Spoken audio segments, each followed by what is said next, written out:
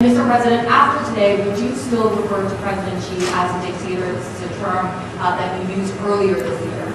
Well, look, he is. I mean, he's a dictator in the sense that he is a guy who runs a country that is a communist country that is based on a form of government totally different than ours. Well. Yes, China is a dictatorship, but what kind of dictatorship?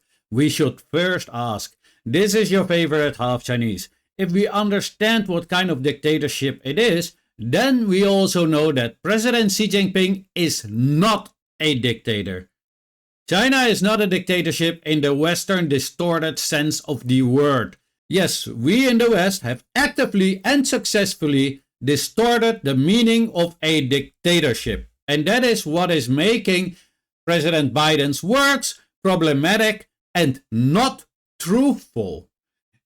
It's what we call a foul word play.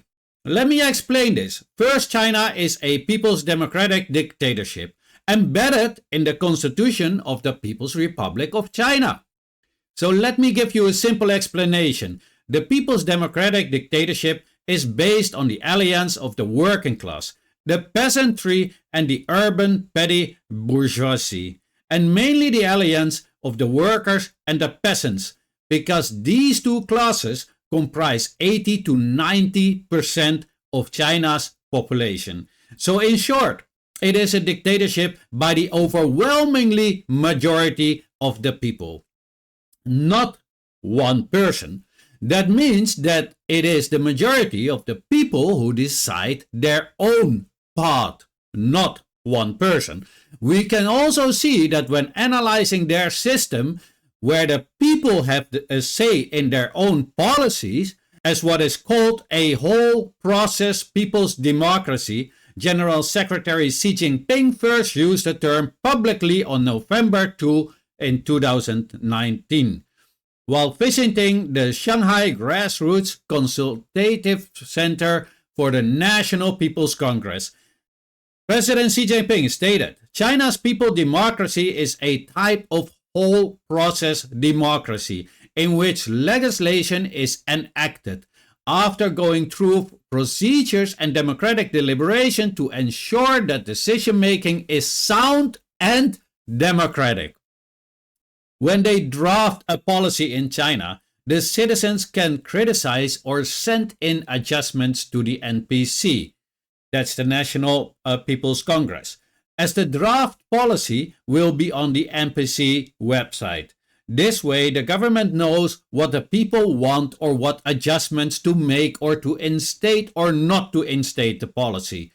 And that is why the people in China often say, in the West, you can change your government, but not the policies. In China, you cannot change the ruling party, but you can change the policies. Both systems are democratic in their own right. Me, living in the Netherlands, know that I have no influence on policies at all, not even when they hold a referendum, as referendums in the Netherlands are non-binding referendums.